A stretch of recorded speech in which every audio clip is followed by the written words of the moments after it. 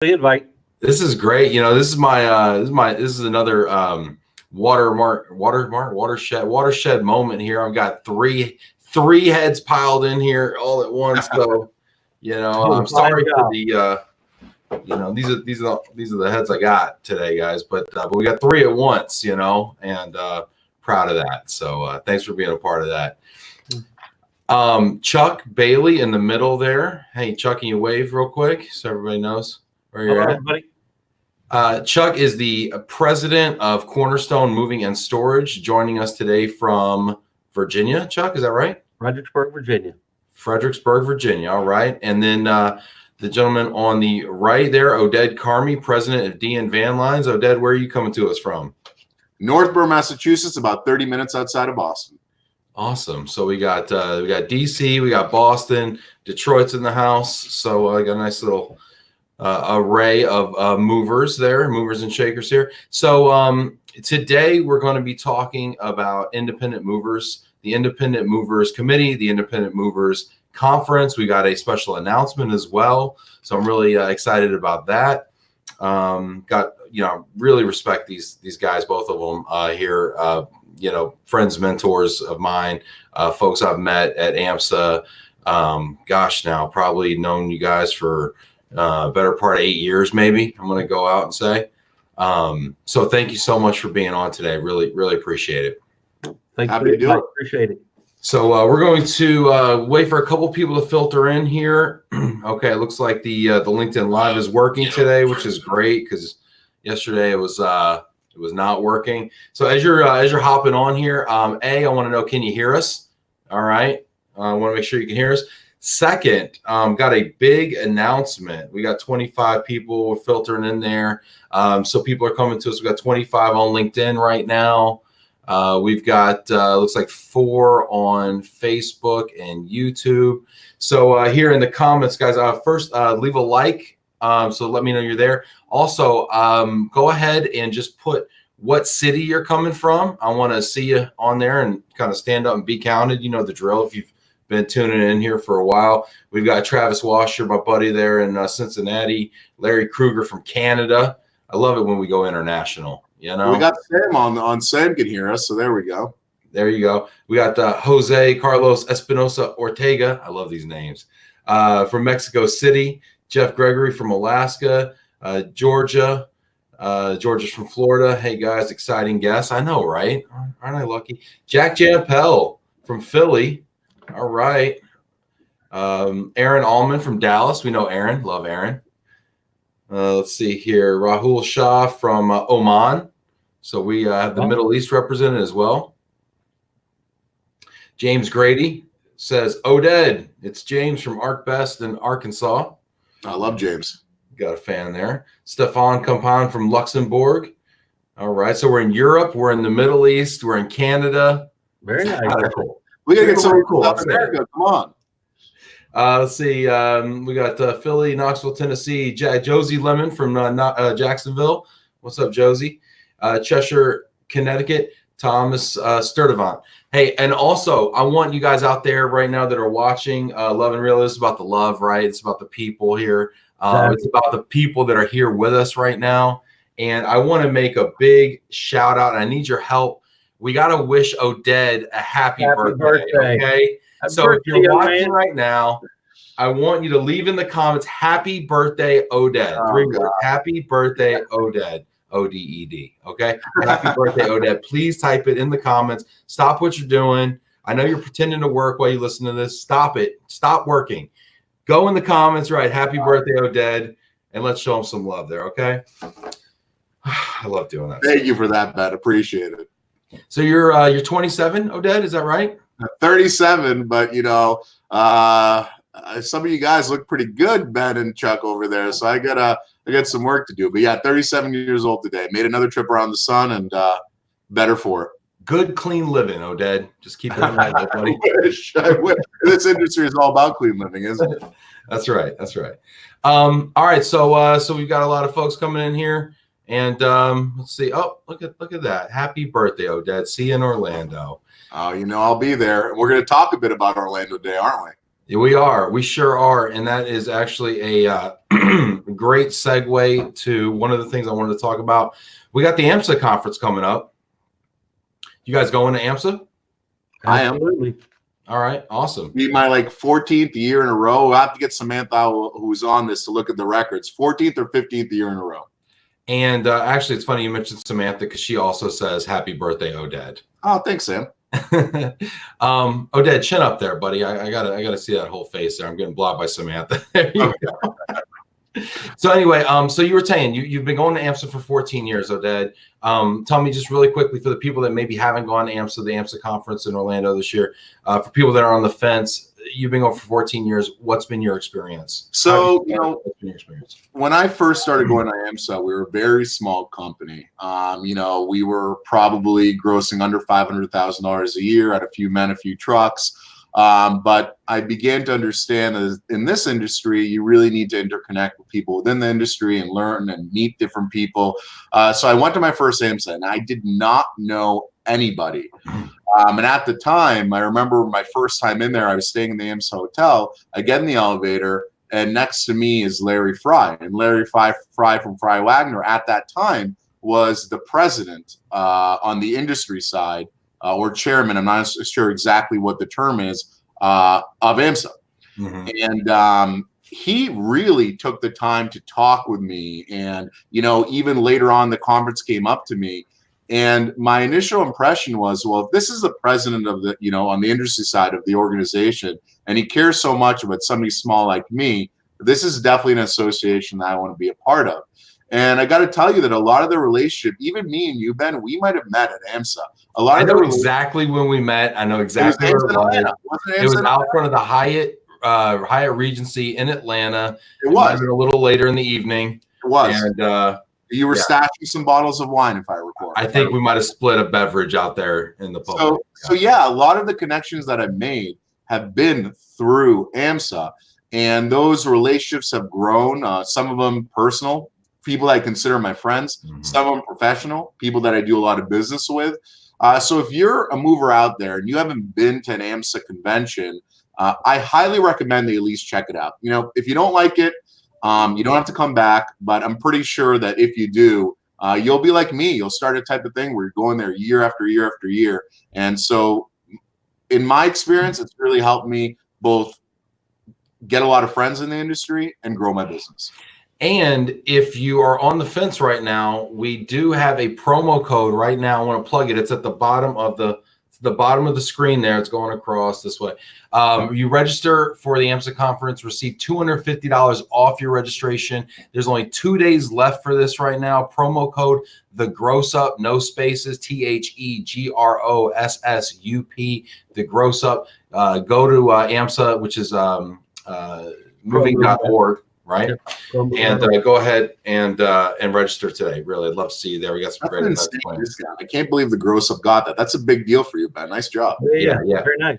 And I actually get half of all the registration money too. So that's kind of cool. Yeah. Chuck, that was kidding. I'm kidding. Chuck, can you explain to us a little bit? You're the chairman of the Independent Movers Committee. Can you explain a little bit about what that is? If people are watching this and they're a moving company, maybe they're not affiliated with one of the big van lines. Maybe they're where Oded was, a decade ago, and just trying to, get to the next level with their moving company. What is the Independent Movers Committee? Okay, well, and I'll start with just a brief history. Years ago, there was the American Movers Conference, which was AMC, and there was NMSA, National Moving and Storage Association. AMC was comprised of mostly van lines. NMSA was comprised of the independent movers within our industry. Back in the mid-'90s, those two talked, thought it would be best for the industry for those two to come together. There was agreement by both leadership groups. So what happened is they came together. Over a period of time, the independent movers felt like there was a disconnect with AMSA, that they didn't have a voice, that the van lines, because of the dues structure that AMSA had set up, that there just was no value there. So it was, 3 or 4 years ago, when J.D. Morissette was a president, the executive committee approached me a couple other people about, and they were pushed by a gentleman named Chris DiGiulio, if you know Chris. I do. And they were pushed by Chris to figure out a way to get independent movers involved. So they approached me. We put together a group that just analyzed the independent movers, talked to independent movers, reported back to the executive committee that we thought AMSA needed to have a committee for independent movers, independent and small movers, not just independent. And they agreed. So it was, I believe, 2 years ago, December of 17, that they created this committee. They asked me to chair the committee, which I did.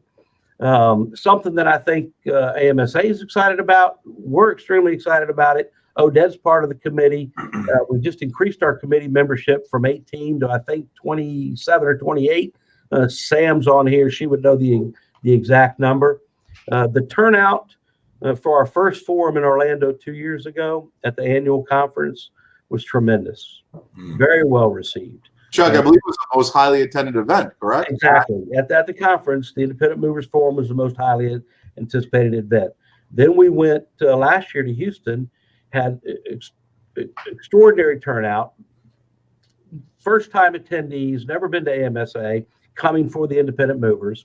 Another very good event that challenged us on the committee to come up with something to meet more often. So now we're doing semi-annual get-togethers. Oded will have more information on that, but that's really how the Independent Movers Committee got started. And you know, I don't like failure. You know, I'm excited about what this committee is doing. So I'm going to stay on for as long as AMSA would like me to kind of spearhead that, to make sure that we succeed and to make sure that the independent movers out there have a voice. The independent movers are bigger, really, than any one van line put together. I mean, a big van line's got 500 agents. You know, Right. a Group, a United, you know, or a Mayflower. You know, there's 500 independent movers in the South Central United States. Yeah, Chuck, there's an argument to be made that if you took all the independent movers, we're larger than all the van lines combined. Right. So, I mean, you're right. And I agree. And I think it was a huge positive growth step for AMSA to do this. And my challenge is to make it strong, to bring the other aspects of AMSA together with the independent movers, not to separate. We're all movers, so let's bring it all together, and to make AMSA a little bit stronger than it is today. What is the value of attending the Independent Movers Conference and Independent Movers Committee and getting linked into this network? If I'm a small independent mover in Detroit, let's say, and I'm doing $500,000, like Oded was talking about, you know, what's the point for me to really invest the time and effort to go to this? Well, my personal feeling is knowledge is value. Okay. And I've been doing this a long time, but I stay plugged in because I don't know it all, and I need to stay on top of change, and I need to see what's going on in the world, whether it's the commercial, whether it's the local move, whether it's people working out of their homes. So the national account and corporate markets are shrinking.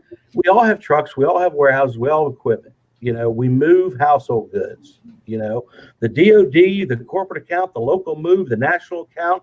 That's all household goods. So we all can move them. So I think the value for an independent mover is listening to people like Oded, like myself, all the other committee members, even those outside the committee, that are talking about situations and instances and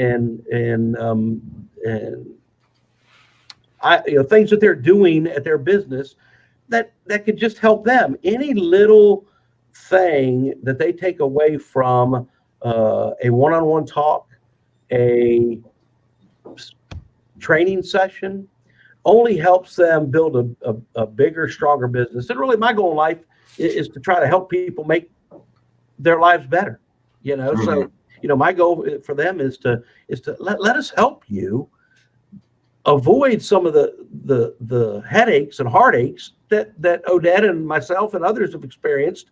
Yeah. Over history. And let me jump in on that. Let me just jump on that direct point. So, during a subcommittee call, we kind of were developing the platform for the next conference, and it really answers the question that you just asked. It's basically connect, develop, refine. So connect with other independent movers. We're not part of a van line, so for us, it's really important to have relationships all over the country.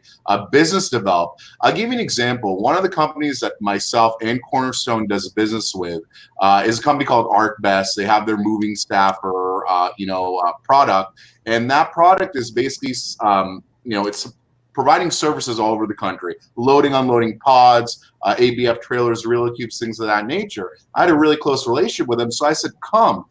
This is a great area for you to source out additional really good suppliers from, from the independent movers, and they did that, and they came, and they told me, a dozen or 2 dozen suppliers they added from that convention, which means that if you were a person that came to that convention, you went there and you came home with a new stream of business. Right. And then the refine portion of it is basically, hey, we all do things in a certain way. We've been doing it for a long time the same way, but there's some benefit in seeing how other people do things, and maybe you refine the way you do things based on learning what everybody else is doing. So that's kind of the what we look at as the benefit package of going to independent movers. Yeah, when I look at it, Oded, you're very, you're one of those guys that's always out there being very free with information, and you share information and you try to help people, and you're super transparent like that, and if you've got a client partnership like you just described, I mean, I've always seen you try to help somebody else out and say, hey, you should try this too. It's working for us. You should try it. And what's cool is sometimes you go to moving conventions, and sometimes you don't leave with business because you're just the joke is you're just lying a bunch of movers lying to each other at the bar, Right. But what I see with what you're talking about, because it's independent and because you're looking to develop partnerships all over the country, should you send a shipment somewhere, or should you need origin destination services, you're really out there giving and taking business from each other. And I think that's a really neat dynamic. And I think anytime you go to a conference and you shell out, some cash, you want to see what is your return on investment. And so I think that's an interesting value proposition for people watching. Yeah, and Ben, we'll kind of at the tail end. I know we're going to talk about the GHC a little bit, but I do think if anybody is out there trying to build a supply chain in the household goods moving industry, our Conference of Independent Movers is probably the #1 place you can go, where a lot of independent movers from all over the country are aggregated, and it's the decision makers that are there, and you have the ability to really form those connections. So we'll talk more about that a little bit later, but just wanted to plant the seed there. Well, we do have a question. So we've got some people, besides all the people wishing you a happy birthday, Oded. Thank you. There's a lot of well-wishers out there. I'm going to go ahead and find a question here. Question from Maury Stevens Jr., our friend Maury. Maury. He says, what up, Ben? What is the biggest challenge you face on a daily basis being an independent mover? Hello to Chuck and Oded. Hey. Well, you can't answer the question. You are not an independent mover there, Ben. No, it says, what up, Ben? That's like, what up, Ben was his question to me. And I'm just going to Chuck. Yeah, go ahead. What's the biggest challenge you face on a daily basis being an independent mover, Chuck? You know what? I am, and Maury knows me very well. I'm a positive guy. Glass is always half full. So I really don't look at things as being challenges. I look at them more as I don't know. I guess, it could be a challenge if that's how you want to look at it. But I try to think ahead, think outside the box. Don't get myself locked into certain old-fashioned ways. Well, let me rephrase the question, Chuck. Instead of saying challenges, what do you see as opportunities for independent movers? I think an opportunity that we're facing right now is the GHC.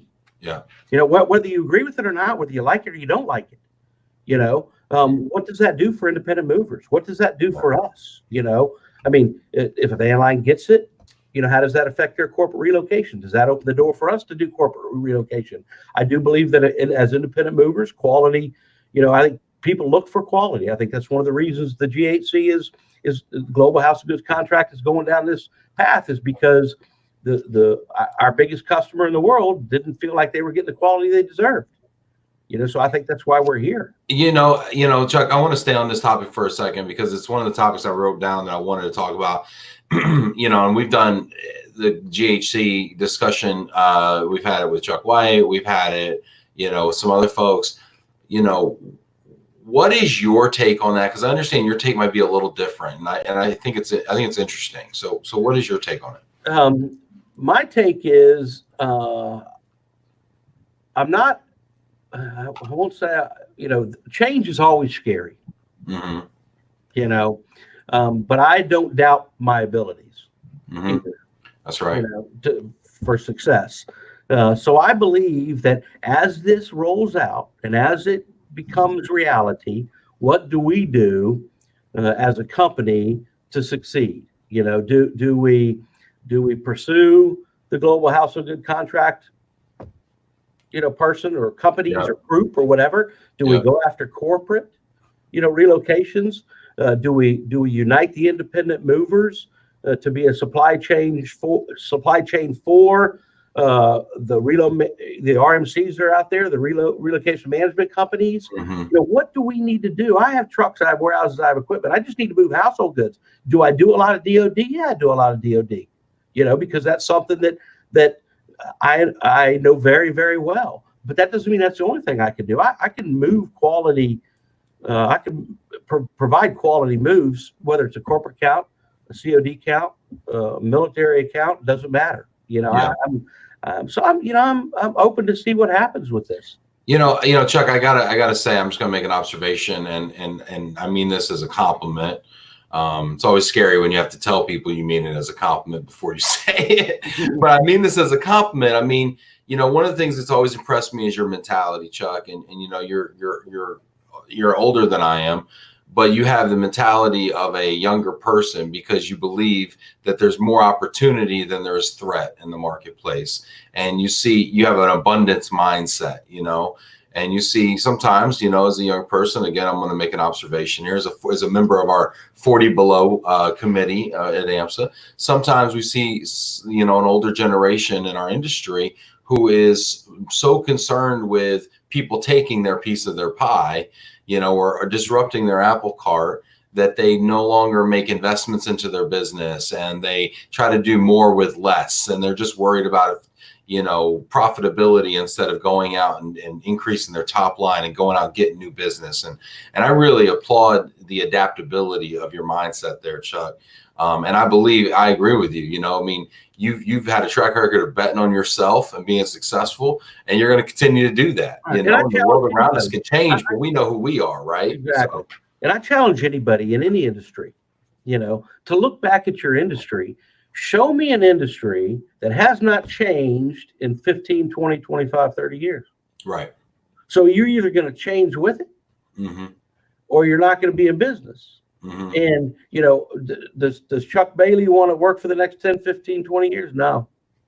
But I have a daughter and a son-in-law that work for me that need my leadership now and my adaptability, mm-hmm. so that they can, as they go through this business, as they go down the road 10, 15, 20 years, that they're able to adapt also. Yeah. I think that's another interesting thing too, is you're actively trying to set up your next generation.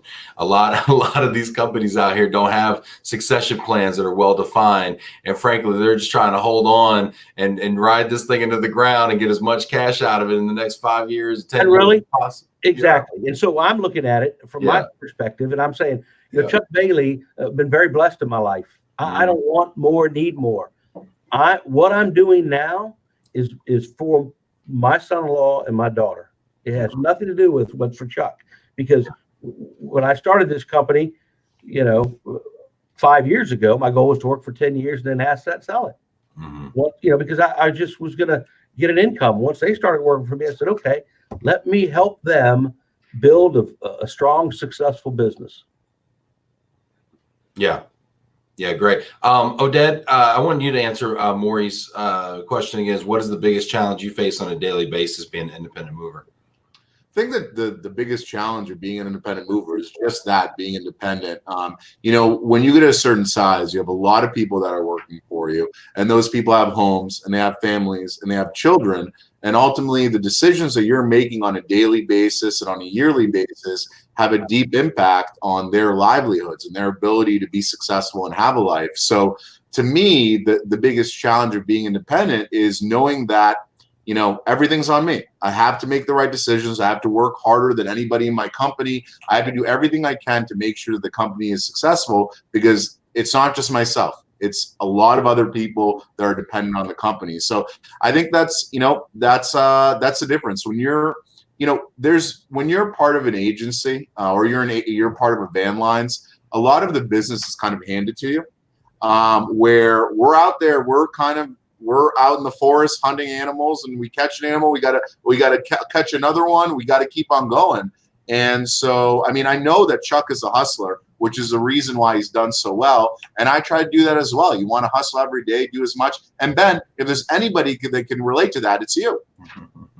Yeah, I get around a little bit. I hustle, but you know, I think I have some of that same mentality you have. And one of the things that impresses me, I mean, Oded, when I watch the way you've conducted your business and grown your business, and people like yourself and Chuck too, is that, you know, to your point about, you know, being in a van line, when you're in a van line, you have the luxury and the support of knowing that if you book a shipment to Colorado, it can get covered with 10 days notice.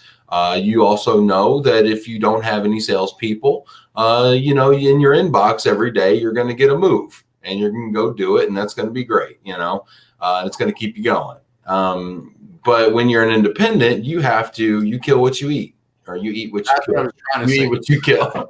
Right. You know, but what's interesting is, and in the DoD space, I'm going to kind of pivot this conversation just a little bit.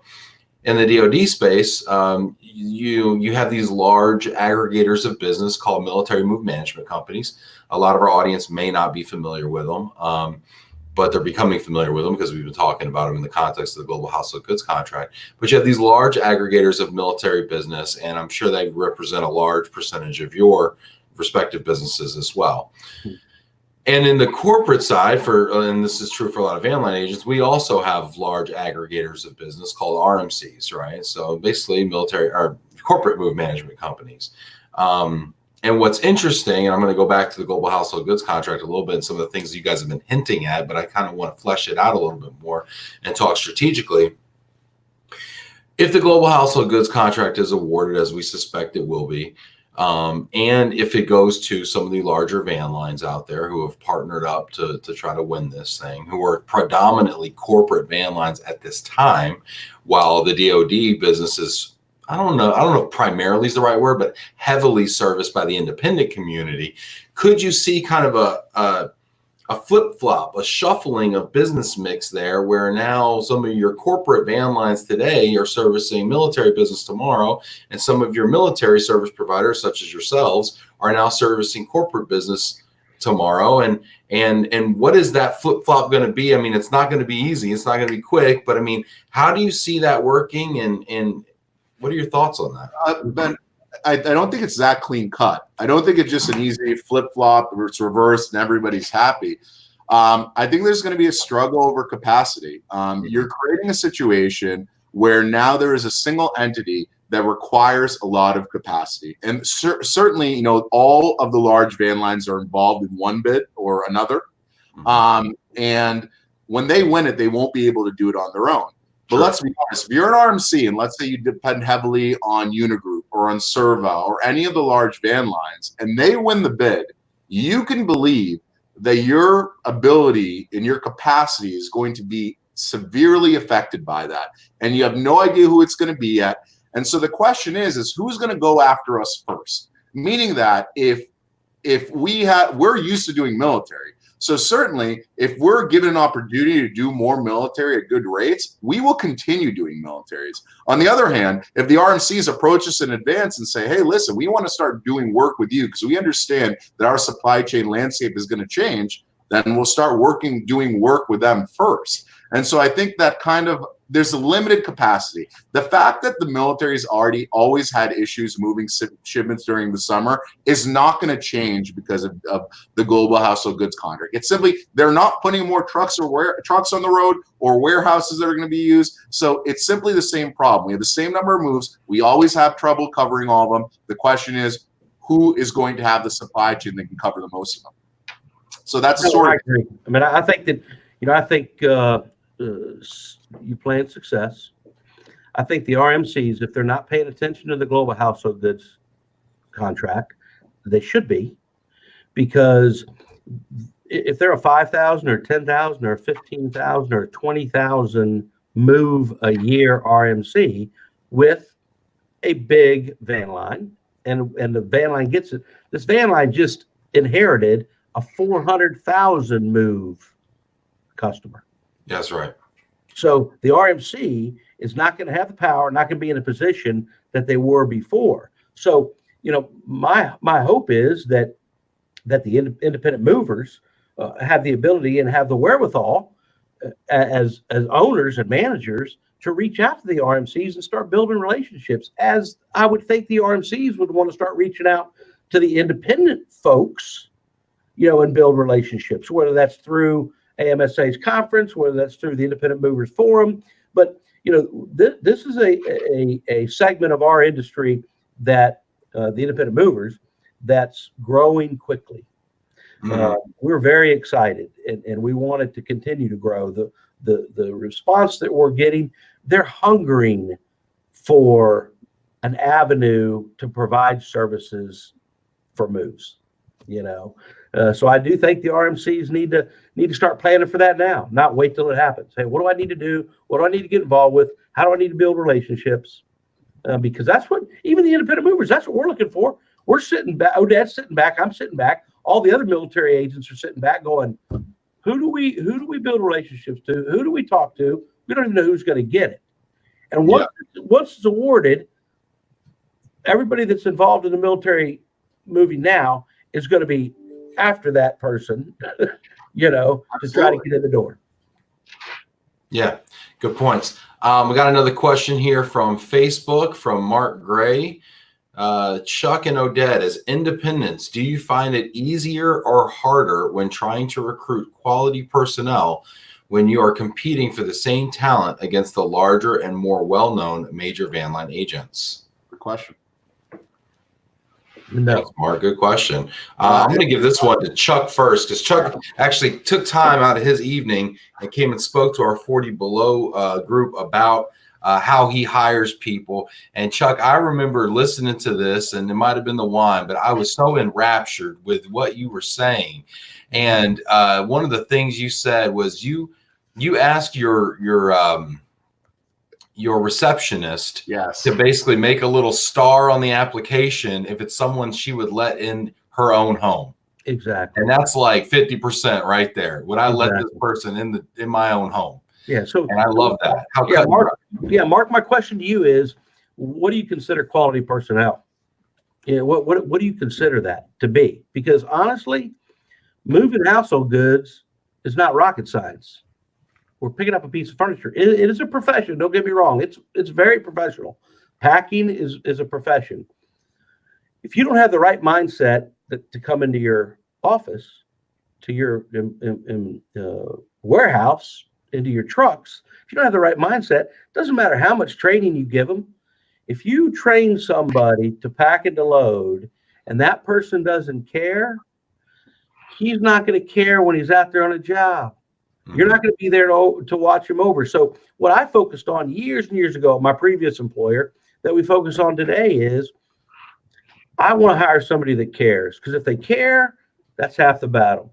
When you walk down you're walking in a mall and you glance up and you look at somebody and you make eye contact, and there's people on this call that have heard this before from me. You make eye contact with that person.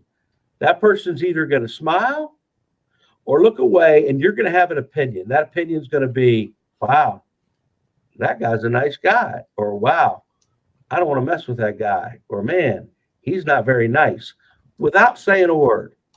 And that's because how he was raised, his inherent qualities. So when we hire people, after their name and address, I have 2 questions on my application. One is, who's the most important person in your life and who is it? And what's the biggest accomplishment in your life and what was it? I don't care what they put. I don't care if they say I've got a GED. It's my mom because she raised all my brothers and sisters by herself. I don't care what they put. I just want them to fill it out.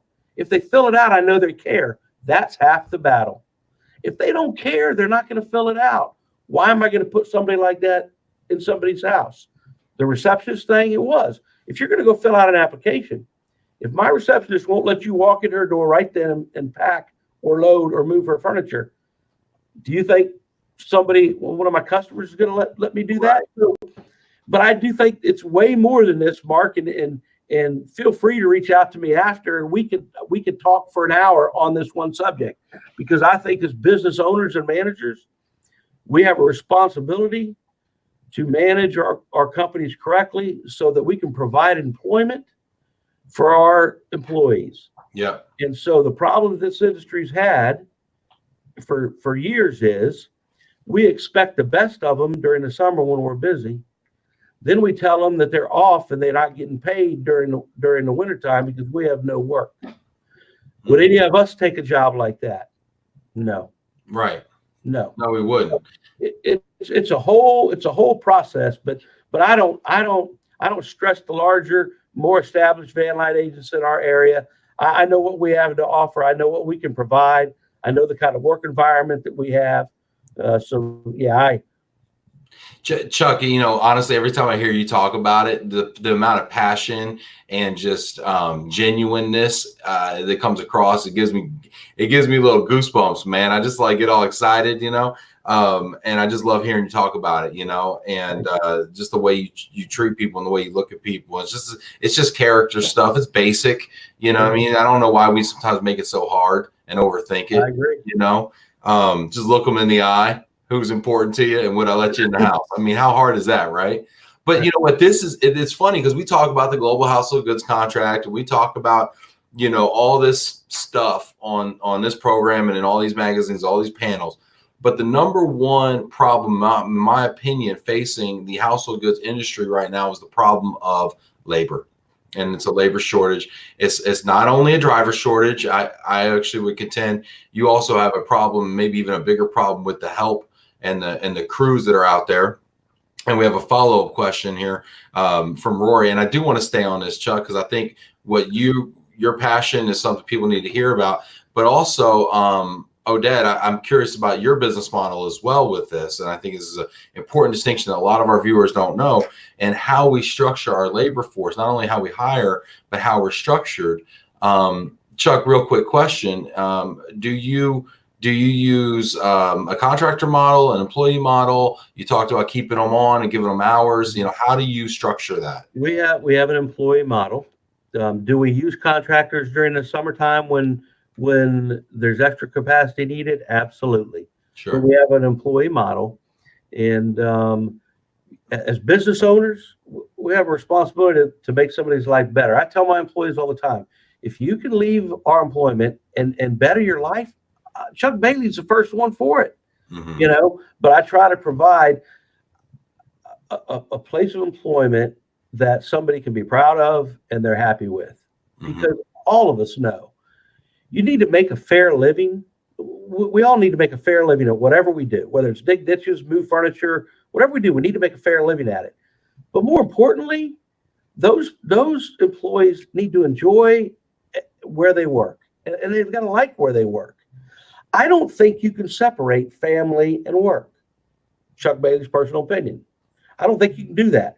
Your work is means as much in your life as your family. So well, and let's face it, guys, we probably wouldn't be working if we didn't have a family to support. We'd just be drinking beer and talking crap to each other, right? I mean, right. So thank God I got a wife, If we intertwine those, yeah. If we're as concerned with somebody's family life as we are with their work life, I think that makes them a stronger, more valuable employee. That's right. And I think it puts an employee in a position where they don't want to leave. Another 50 cents more an hour or something, they're not interested in it. Because they know what's going to happen here, who's going to take care of, and what the environment's like. Yeah. Oded, I want to hear your take on hiring and your model and how how many guys are you running, Oded, and how do you build that crew out and that fleet out? During the summer, this year we were running just north of 100 guys, about 50 guys in Florida, about 50 guys in Massachusetts out of our branches. And you know this, Ben, you always make this joke, well, like if I'll run a straight truck to like Wyoming if somebody's willing to pay for it, right?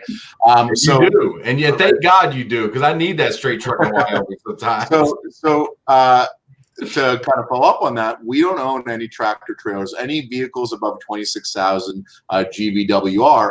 And what that allows us to do is it allows us to train anybody with a normal driver's license to become a driver. And at this point, we have about 40 to 50 units that we own or lease. Go ahead, Ben. I want to stop you because that's a huge point. I want to go back to that.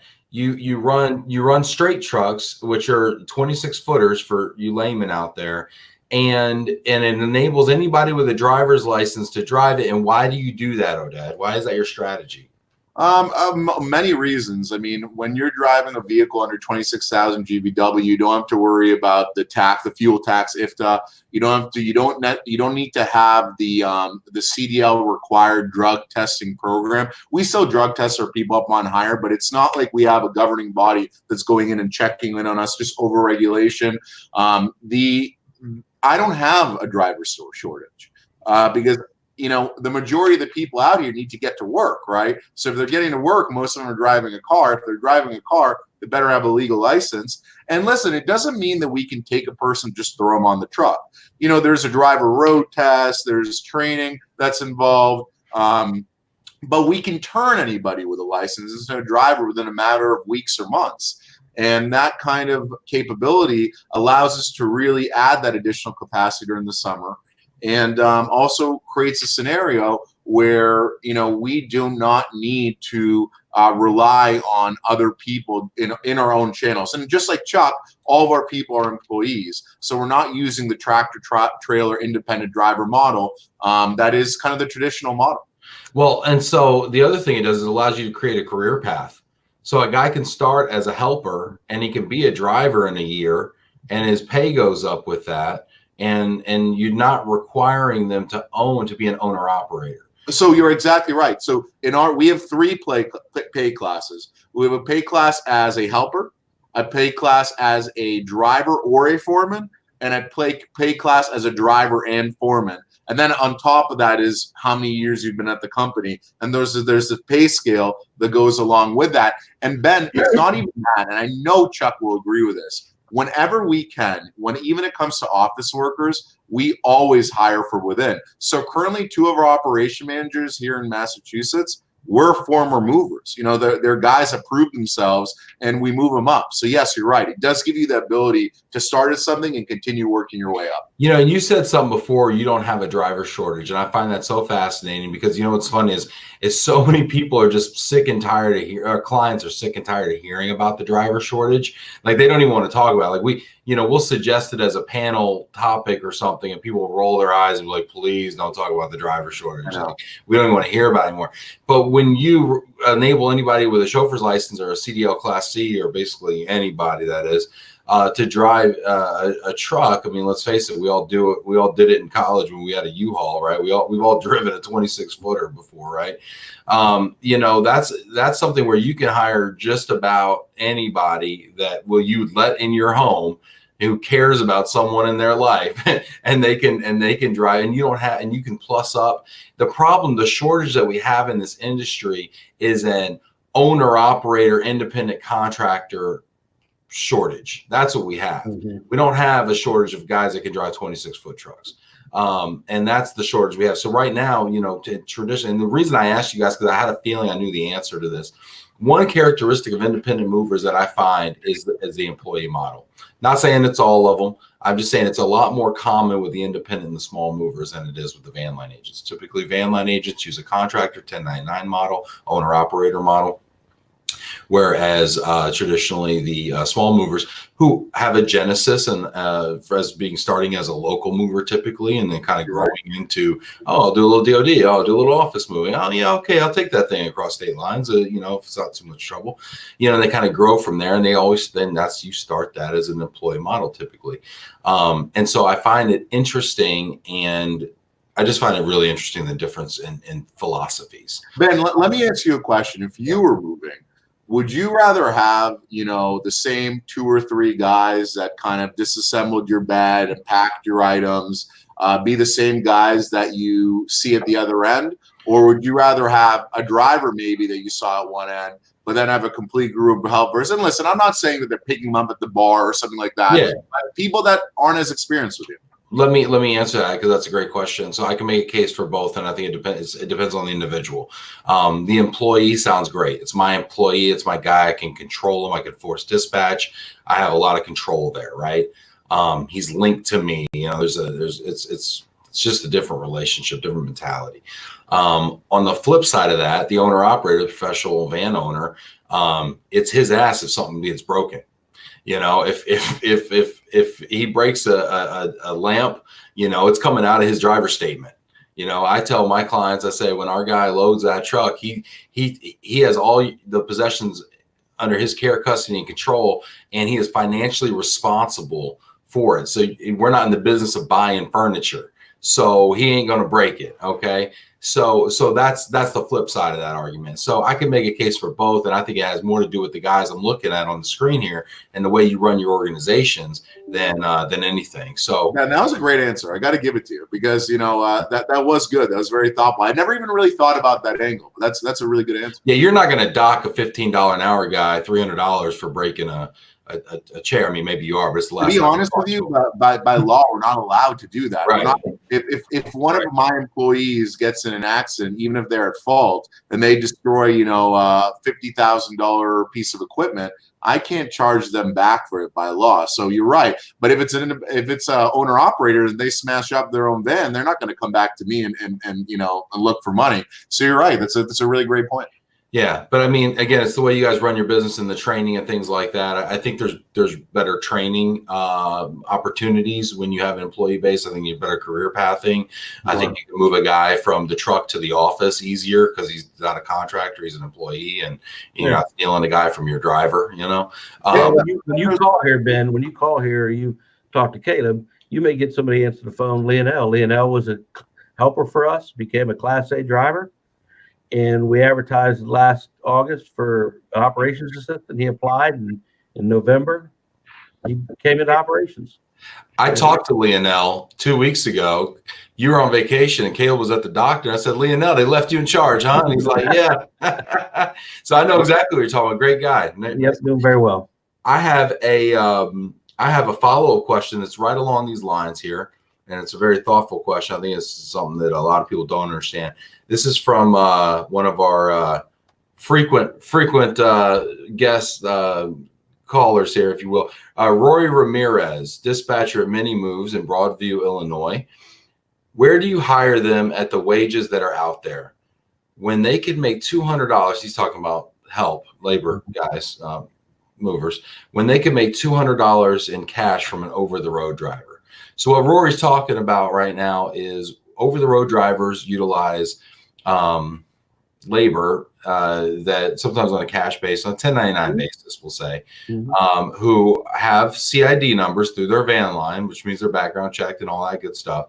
But these labor, since this labor group, since they are independent contractors, can set their rate.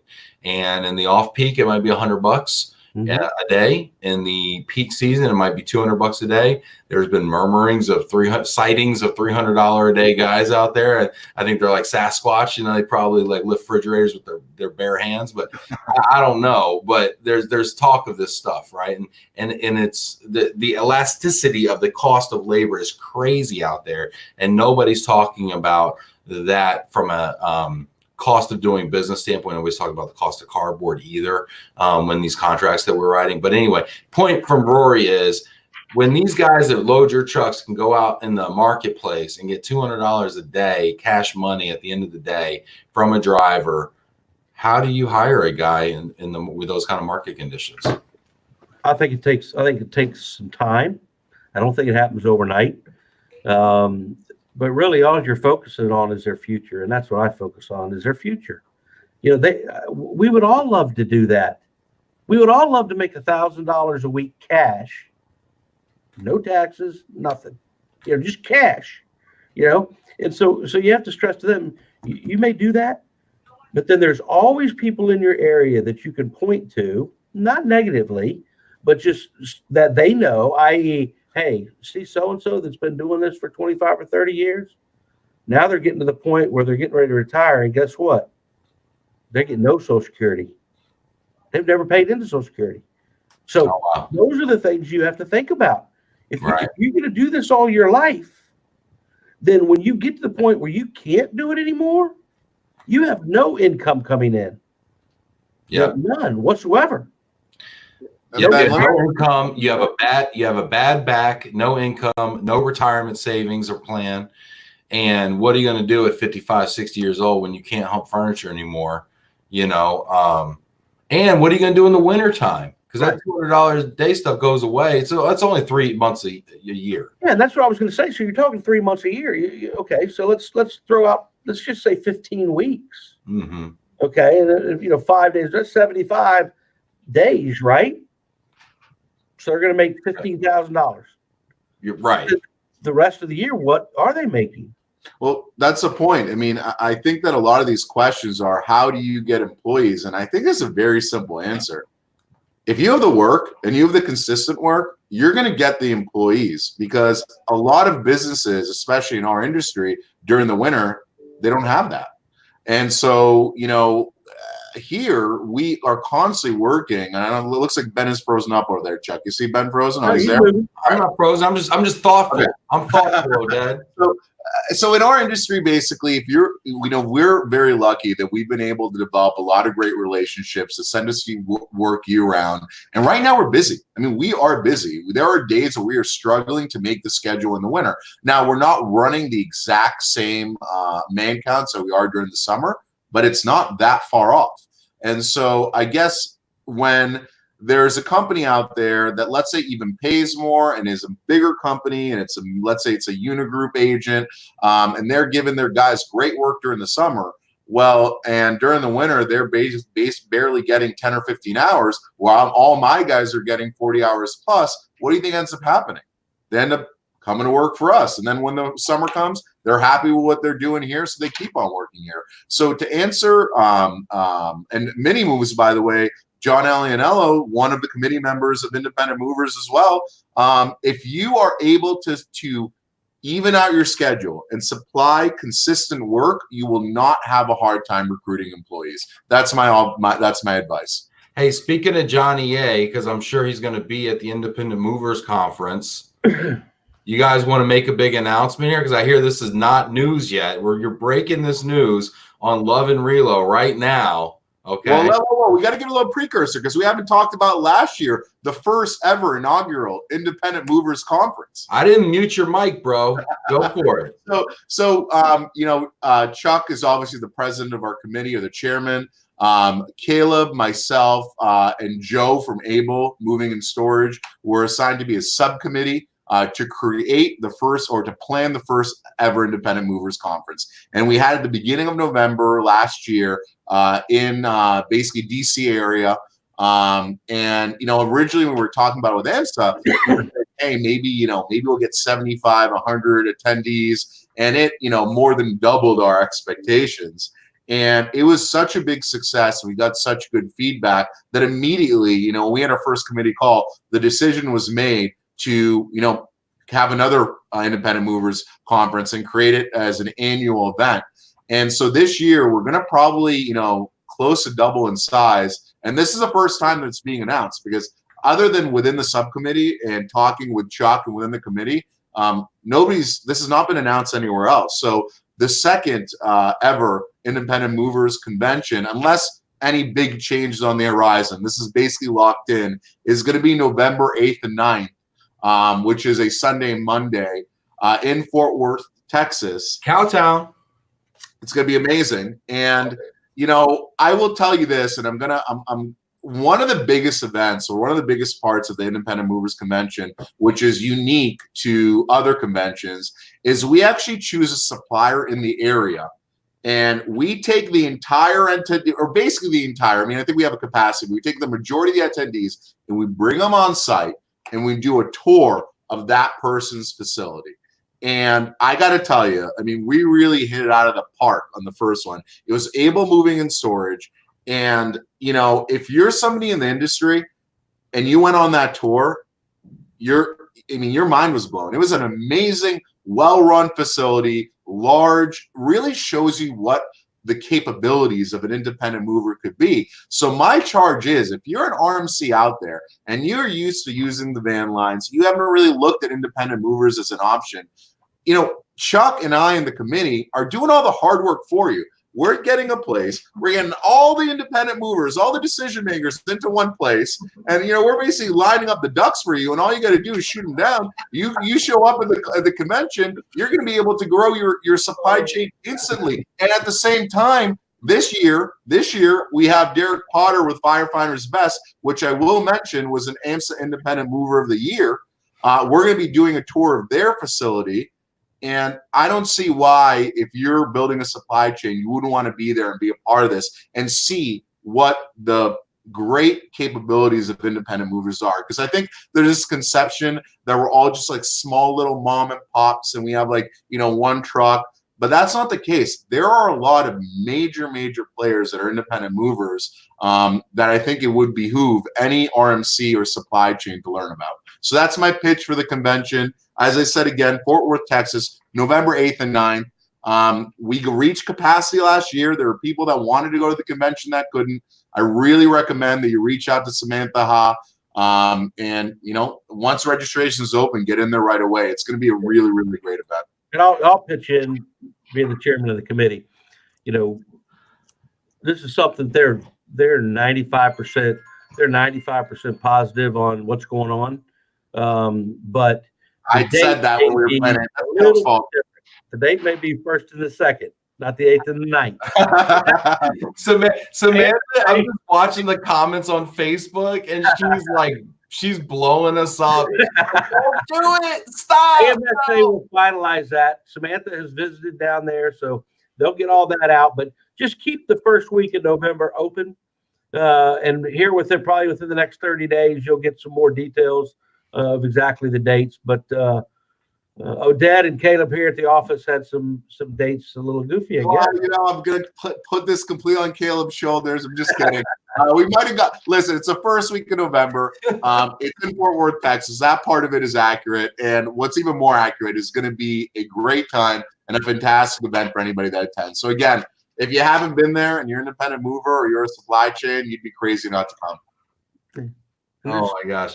Yeah, this is the beauty of live television here is sometimes you mess up. You know what I mean? So hey, and so basically just show up to Fort Worth for about 2 weeks, and you're probably gonna see some movers. Right. That's basically how I'd sum that up. I do have another question here, actually. And guys, we're doing a really nice job. We got about 53, had about 65 people on LinkedIn. I got 12 people still on Facebook. Half of them are probably AMSA trying to tell us stop. Don't say anything more. Georgia says, do you find it difficult to capture business without flying a major van line flag? I have never found that to be an issue. I believe that if you reflect back over the last 12 to 15 years, maybe even a little bit longer, since maybe like 2000, in the 70s and 80s, every move that was with a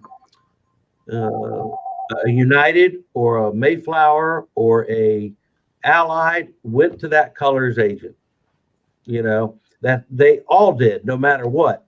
Then there was a shift when quality became a big issue in the 90s. You know, everybody wanted to be, have quality certification, ISO, and so people start focusing on, wait a minute, we want our agents to do better work, but if they don't, our corporate account or our national account or our VIP is going to go to a good quality agent in the area. So I see that more than I ever have. I do think the van line work, gets van line work, but there's van lines that reach outside that box. So as long as you provide good quality work, I think you're going to be okay. Yeah. Oded, what about you? Do you ever struggle to win business without the flying the van line flag? I think I have already said on the corporate relocation side, where this is obviously Love and Relo, so it's faced RMCs and corporate relocation. Yeah, I would say as an independent mover, I have struggled to break down those doors, but that's not the only door that's there. And so, when one door is closed, you go and you knock on other ones. And I'll tell you that, I saw Blake Lothian. He's a guy that manages quality for TMM. They're a military move managing company that we do a lot of work with. And we do quality work and we get more and more work out of it. And it's kind of like, yes, it is more difficult, but we're also less restricted. I don't have to pay a certain percentage of my line all to somebody. I don't have to do things in any other way that I want to do it. And so, yeah, there's definitely upsides and downsides of it. But I will tell you, I think Chuck is a great example of, a guy that can operate on their own. He doesn't need, the assistance of a van line to be able to earn business. And a lot of us, like I said, are hustlers. We're out there. We're constantly looking for partners. And so although it is harder, it's not impossible. Yeah, I think to be fair, right? I mean, you've done so much DoD work, and you've been fine with that, and that's been good for you. And now I think as there might be a shift in the market, it'll be interesting to see. But I think the fact that you guys are coming together and doing this conference, sharing ideas around that, obviously doing PR pieces like this helps get that message out. So I don't have any doubt that that's gonna come. Let's see here. Oh, I wanted to shout out my good friend of the show, Janet Turner, who writes, "So happy to be part of that committee." She is, and she contributes. Happy to have you, Janet. And Janet is a good friend of mine. This is Love and Relo, so I like to just show some love here. Janet sent me some beard balm. Okay, I think she noticed some beard dandruff maybe on my lapel or something. She sent me some beard balm from Planet Janet Apothecary. So if you are interested in some facial products for men and women, I encourage you to check out Planet Janet Apothecary. Phone number 917-863-0043. Here's the card right there. Take a screen grab of that. But anyway, thank you, Janet. I appreciate it. If anybody else out there wants to send me free stuff, please do. I need it. I'm a struggling mover, and I could use all the help I can get. So thank you very much. Also, if anybody ever wants to advertise on Love and Relo, it does help keep the lights on. This stuff isn't free. You should see the speaking fees that Chuck Bailey is charging me. It's through the roof. So please. I paid you to be on this. Okay. Please start a GoFundMe or something. Anyway, anything else? Any other parting words? We're at about an hour. We got 12 people on Facebook. We got 58 people live on LinkedIn still. Kudos to you guys for really delivering some great information. Is there anything else, final words that you want to leave people with regarding the independent movers? Chuck, you go first. Just, my suggestion is, keep an open mind, and just understand that we move household goods, and whether it's DoD or corporate accounts or COD or local moves, keep an open mind, ask questions. Sometimes we're adults and we don't want to reach out and ask people, their advice or better ways to do things. I'm always asking. I listened to Oded intently when he was talking about using all 26-foot straight trucks. Okay, let's analyze that. Let's look into that. Maybe that's a smarter way to start trending. But I think that's what we all need to do. We just need to keep an open mind and be flexible on what we do. So what I'll say is that, and I agree with everything Chuck said, but another thing that I know Chuck will agree with me is that, we're all in different progressions along our professional career. And, I've been in this industry for a greater part of, almost 2 decades now. Chuck's, probably double, triple that. But we are here as a resource for independent movers, and we are very accessible. My email address is Oded Carmi, my first and last name at dnvanlands.com. Chuck, provide your email if you wish. Yeah. Chuck B at Cornerstone. Yep, Cornerstone Moving. If you have questions, if you want to know how to get involved with independent movers, or just general, you know, questions like you ask here on Ben's podcast, how to do things, get your opinion on different things. We are here to assist you. And in that process, we become friends, we know each other, and there is always room somewhere down the road for us to be able to work together. So I would encourage everybody to reach out. Independent Movers Committee it's basically there to help all of us out. And we are not, you know, we are busy, but we're never too busy to try to help. And so I encourage everybody to reach out if you need anything. You know, those are great parting words here. We got a couple other comments, and I do want to read them because people were gracious enough to write them. Amanda Fisk from Slidell believes that she deserves $250 in comp drinks since she registered for AMSA months ago.